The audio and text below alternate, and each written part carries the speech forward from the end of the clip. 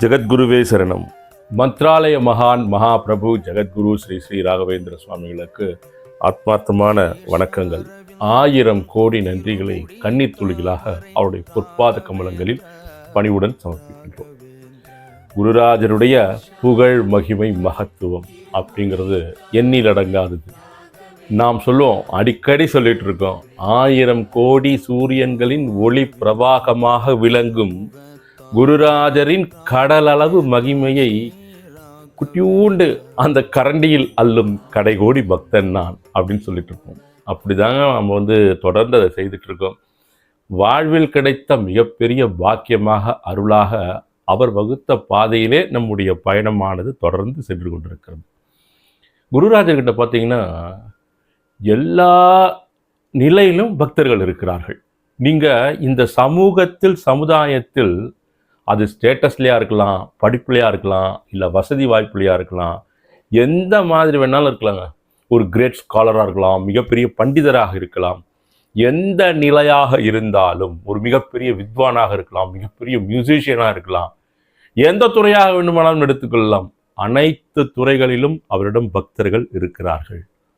சாஷ்டாங்கமாக அவரை வணங்கி அவரிடமிருந்து அருளை பெற்று தங்களுடைய கோரிக்கைகளை நிறைவேற்றி கொண்டு செல்லக்கூடிய எண்ணற்ற பக்தர்கள் காலம் காலமாக இருந்து கொண்டிருக்கிறார்கள். அவ்வளவு பெரிய மகா ஞானியைத்தான் நாம் பிரார்த்தித்து கொண்டிருக்கிறோம். சீனிவாசாச்சாரியார் அப்படின்னு ஒருத்தர் இருந்தாருங்க. அவர் இந்த துவைத சித்தாந்தம், அதுக்கப்புறம் சமஸ்கிருதம், இதுலலாம் ரொம்ப புலமை பெற்றவர். பயங்கர நாலேஜ், அதில் ரொம்ப கர்வம் அதிகம் அவருக்கு. அவர்கிட்ட யாருமே எதில் நிற்க முடியாது. ஆனால் உண்மையும் கூட அது. அந்த நாலேஜ், அந்த அறிவு, அந்த ஞானம், அதுவே அவருக்கு மிகப்பெரிய கர்வமாக இருந்தது. அந்த காலத்தில், தாசர்கள் வாழ்ந்த காலத்தில். இந்த தாசர்கள் நீங்கள் ஒன்று கேள்விப்பட்டிருப்பீங்க. இப்போ நம்ம ஊர்லலாம், தமிழ்நாட்டிலலாம் பார்த்தீங்கன்னா, இந்த அடியார்கள் சொல்லுவோம், நாயன்மார்கள், ஆழ்வார்கள், இறைவனை தொடர்ந்து புகழ்ந்து பாடி பாடல்கள் ஏற்றி பாடிக்கொண்டிருக்கக்கூடிய அந்த பக்தி மார்க்கத்தில் இருக்கக்கூடியவர்கள் எல்லாம் அந்த மாதிரி பெயர் பெற்று அழைத்து கொண்டிருப்போம் நம்ம நாட்டில், தமிழ்நாட்டில். அந்த மாதிரி கர்நாடகத்திலும் சரி, ஆந்திராவிலும் சரி, தமிழகத்தில் சில பகுதிகளிலும் இந்த தாசர்கள் அப்படின்னு சொல்லிட்டு நிறைய பேர் இருந்தாங்க. அவங்க என்ன அப்படின்னு பார்த்தோம்னா, ஹரியினுடைய நாமாக்களை தொடர்ந்து பாடிக்கொண்டிருப்பார்கள். ஹரியே சர்வோத்தமன். அதாவது மத்வாச்சாரியார் அவர்களுடைய அந்த துவைத்த சித்தாந்தம் தான் சொல்லுவாங்க. அதில் அந்த ஹரியை பிரதானமாக வைத்து இந்த பகவான் நாமாக்களை தொடர்ந்து பாடிக்கொண்டிருப்பார்கள். அப்படிப்பட்ட நல்ல நிறைய கை தேர்ந்த மிகப்பெரிய ஜாம்பவான்கள்லாம் அந்த காலத்தில் இருந்தார்கள். அந்த காலத்தில் தான் சீனிவாசாச்சாரியார் அவர்களும் இருந்து கொண்டிருக்கிறார். இந்த சீனிவாசாச்சாரியாருக்கு அந்த தாசர்களை கண்டா பிடிக்கவே பிடிக்காது. ஏன்னு கேட்டால், இவங்க பாடக்கூடிய பாட்டு, இவங்க சொல்லக்கூடிய தத்துவம் எல்லாம் எதிர்மறையான ஒரு சிந்தனையை தூண்டக்கூடிய விதமாக இருக்கு. நிச்சயமாக அவருடைய பாடல்கள் மூலமாக ஒரு சாமானியன் மோட்சத்துக்கு கண்டிப்பாக போக முடியாது அப்படின்ட்டு இவருக்கு இருந்த அந்த அறிவின் செருக்கு, அந்த கிரேட் ஸ்காலர்னு சொன்னல, நிறைய பேர் அவர்கிட்ட படிப்பாங்க. நிறைய பேருக்கு அவர் அந்த வகுப்புகள் தொடர்ந்து இந்த சமஸ்கிருதத்தை பற்றியும் இந்த துவைத சித்தாந்தங்கள் சாஸ்திரங்கள் பற்றியும் தொடர்ந்து வகுப்புகள் அவர் நடத்திட்டு இருக்காரு. ஒரு ஆசிரமம் மாதிரி வச்சு நடத்திட்டு இருக்காரு.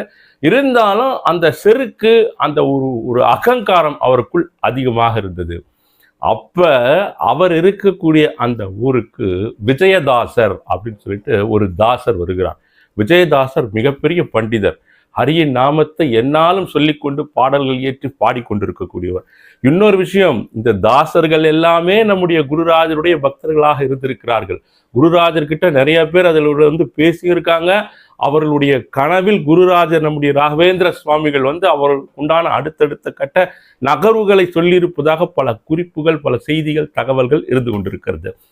இந்த விஜயதாசர் அந்த ஊருக்கு வந்திருக்காரு. விஜயதாசர் அவர் இந்த ஹரிநாமக்களை பாடுவது, அதை பற்றி பிரச்சாரம் பண்ணுவது, அதை பற்றி இருக்கும்போது இந்த இடத்துல ஸ்ரீனிவாசாச்சாரியார் இங்கே இருக்காருன்னுட்டு கேள்விப்பட்டு ஸ்ரீனிவாசாச்சாரியாரை மதியம் கூட சாப்பிட்றதுக்காக, மதியம் அந்த தீர்த்த பிரசாதம் சொல்கிறாங்க பாருங்க, ஒரு பிரசாதத்தை எடுத்துக்கொள்வதற்காக நீங்கள் வீட்டுக்கு வரணும் அப்படின்னு சொல்லிட்டு ஒரு சிஷ்யர் மூலமாக சொல்லி அனுப்புகிறார். இவர்கிட்ட இருக்கக்கூடிய ஒரு சிஷ்யர் மூலமாக அந்த சிஷ்யர் போயிட்டு சொல்கிறார், இந்த மாதிரி நீங்கள் நாளைக்கு விஜயதாசர் ஐயா அவர்கள் உங்களை கூப்பிட்டுருக்காரு, நீங்கள் மதிய உணவிற்கு அங்கே வரணும், பிரசாதத்தை அங்கே நீங்கள் எடுத்துக்கணும் அப்படின்னு சொல்கிறார். சரி நான் வரேன் அப்படின்னு ஸ்ரீனிவாச ஆச்சாரியார் சொன்னால் கூட சீனிவாச ஆச்சாரியார் அவர்களுக்கு அங்க போறதுக்கு துளி கூட விருப்பம் இல்லை. இங்க நாம போய் எண்ணத்தை போயிட்டு ஏற்கனவே ஒரு ஆப்போசிட் தாட்ல இருக்காரு இல்லையா, இவருக்கு அவர்களை கண்டா பிடிக்கவே இல்லை. அந்த என்டையரா மொத்த பேருமே வந்து எதிர்மறை சிந்தனையோட இருக்காரு. மறுநாளும் வருது. மறுநாள் என்ன பண்றாரு, விஜயதாசர் அவர்கள் மீண்டும் ஒரு சிஷ்யரை அனுப்பி மதிய உணவிற்கு அவரை அழைத்து வா, நேரமாகி கொண்டிருக்கிறது அப்படின்னு சொல்லிட்டு அவர் அனுப்புறார். சிஷ்யர் வந்து அவரை அழைக்கிறார். ஐயா இந்த மாதிரி வந்து உங்களை அழைத்து வர சொன்னார் அப்படின்னு சொல்லும்போது அவர் என்ன பண்றாரு, இன்னைக்கு என்னால் வர முடியாது, எனக்கு வயிற்று வலியாக இருக்கிறது அப்படின்னு அதை தவிர்ப்பதற்காக ஒரு பொய்யை சொல்லிடுறாருங்க. எனக்கு ரொம்ப கடுமையான வயிற்று வலியாக இருக்கு, அதனால என்னால் இன்னைக்கு வர முடியாது அப்படின்னு சொல்லி விட்டுடுறாரு. இவரும் போயிட்டு அங்கே சொல்றாரு. அங்கே சொன்ன உடனே விஜயதாசர் அவர்கள் அவர் வந்து அடுத்தடுத்த கட்ட நகர்வுகளில் ஈடுபட்டு அவர் தொடர்ந்து அதை பண்ணிட்டு இருக்காரு. இங்கே இந்த சொன்னாரை தவிர இவருக்கு கொஞ்ச நேரம் தான் அந்த சந்தோஷம் இருந்தது. யாருக்கு? ஸ்ரீனிவாசாச்சாரியார் அவர்களுக்கு. அப்பா எப்படியோ இவங்ககிட்ட இருந்து தப்பிச்சோம், இவங்களோட போய் யார் உட்காந்து சாப்பிட்றது மதியம் அப்படின்னு நினச்சிட்டே இருக்காரு. திடீர்னு பார்த்தா இவர் பொய்யாக சொன்ன அந்த வயிற்று வலி சிறிதாக துவங்குகிறது. கொஞ்சமாக ஆரம்பிச்சு ஒரு கடுமையான வயிற்று வலி வந்துடுது அவருக்கு. ஏதோ முயற்சி பண்றாரு, ஏதோ மருந்துகளை எடுத்து பார்க்கிறாரு, ஒன்றுமே அது சரியான பாடுக்கான ரொம்ப கடுமையான வலினால ரொம்ப துடிக்கிறார், தவிக்கிறார். ஐயோ பகவானே, பகவான் மேல் அவருக்கு எப்பவுமே பற்று உண்டு. என்ன பகவானே இப்படி ஆகிப்போச்சு, எனக்கு வயிற்று வலி வந்துருச்சு, இது எப்போ தீரும் அப்படின்னு சொல்லிட்டு நாட்கள் நகருது. அந்த கடுமையான வயிற்று வலியிலேயே அவர் அவஸ்தைப்பட்டு கொண்டிருக்கிறார். திருப்பதி போய் வெங்கடாஜலபதியை பிரார்த்தனை பண்றார், கடிகாச்சலம் போயிட்டு நரசிம்ம சுவாமியை பார்க்கிறார், எல்லா இடத்துக்கும் போறாரு. மந்திராலயமும் வந்து ராயரை வந்து சேவை பண்றாரு. அங்க வந்து ராயரே எனக்கு இந்த வயிற்று வலியை நீங்க தீர்த்து வைக்க கூடாதா அப்படின்னு சொல்லிட்டு. ஒரு முக்கியமான கதைங்க அது, இது கேளுங்க. அவங்களாம் நம்ம அதை பற்றி பேசுவதற்கும் அதை பற்றி கேட்பதற்கும் கூட நிச்சயமா ஒரு மிகப்பெரிய ஒரு அருள் பெற்றவர்களாகத்தான் நிச்சயம் இருக்கணும்.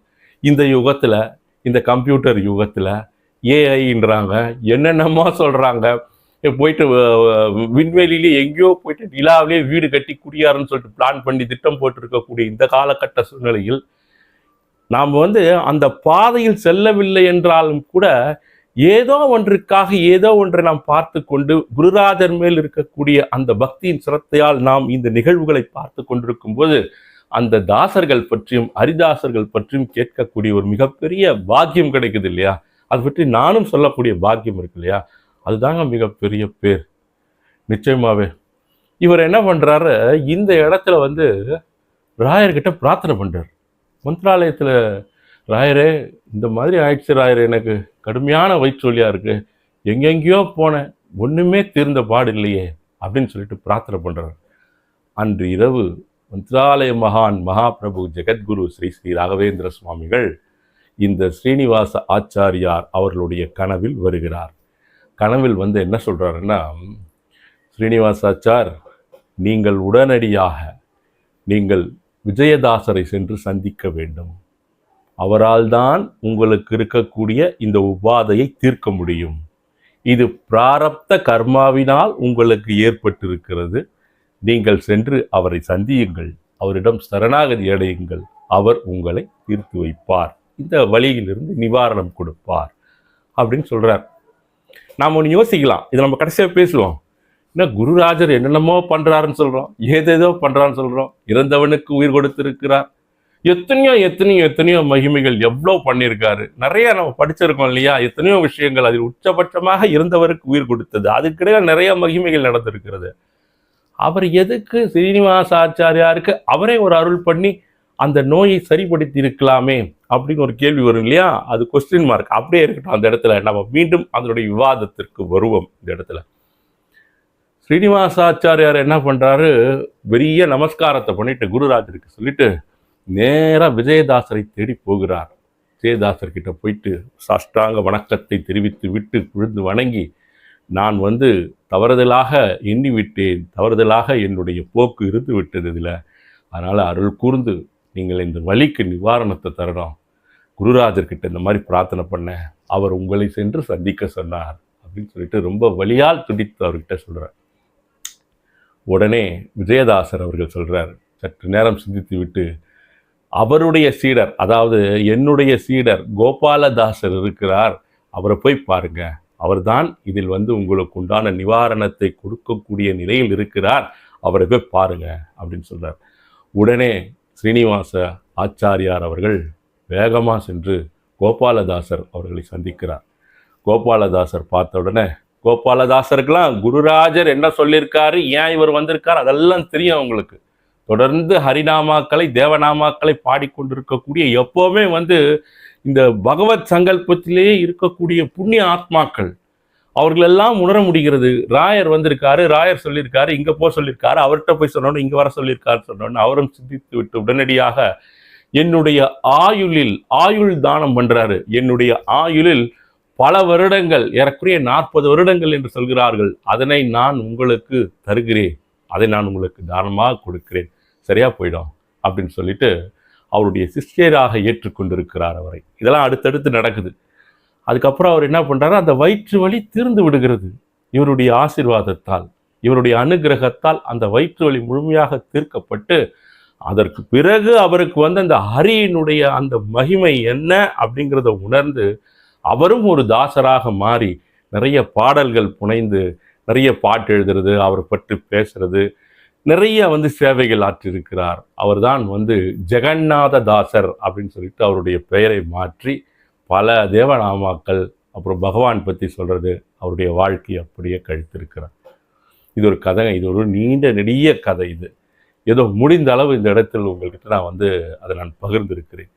இதில் நமக்கு ஒரு ஒரு டவுட்டு, ஒரு ஒரு ஒரு இது வரும், இது ஏன்பா இப்போ ராயர் என்னென்னலாம் வேலை பண்ணியிருக்காரு, எவ்வளோ பெரிய மகிமெல்லாம் பண்ணியிருக்காரு, இதெல்லாம் என்னப்பா இதெல்லாம் ஒரு சின்ன வேலை, அவருக்கு என்ன வயிற்று வலி, அதுவும் அவர் ஒரு பக்தராக இருக்காரு, அவர் உடனடியாக தீர்த்து வச்சுட்டு இருக்காங்கல்ல, சும்மா ஒரு அருள் கொடுத்துருந்தா முடிஞ்சிட்டு போயிருக்கும் போது அது என்ன பிராரப்த கர்மா உனக்கு இருக்குது, நீ இதை நீ அங்கே போய் பார்க்கணும், அவர்கள் தான் உனக்கு மாற்றி தருவார்கள் அப்படின்னு ஏன் பண்ணுறார் அப்படின்னு பார்த்தா, அதை அவர் செய்வது எளிதான விஷயம்தான். இதை நாம் ஒரு போக்கில் யோசித்து பார்க்க வேண்டும்.